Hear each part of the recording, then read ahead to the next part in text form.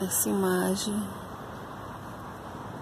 é muitas vezes dolorida de ver nosso querido Cristo crucificado, mas pararmos para pensar o sacrifício que Ele fez por nós, para nos mostrar que vale a pena manter a bondade, a fé, nos mantermos íntegros nas coisas boas que temos que fazer, que pensar, demonstrar para os outros e para todo ser humano que a bondade é a coisa melhor que o ser humano pode doar.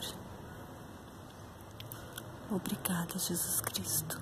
Hoje começa uma novela retratando toda a vida de Cristo. E eu pretendo acompanhar, pois eu acredito que vai ser uma super produção baseada na vida desse querido homem chamado Jesus Cristo.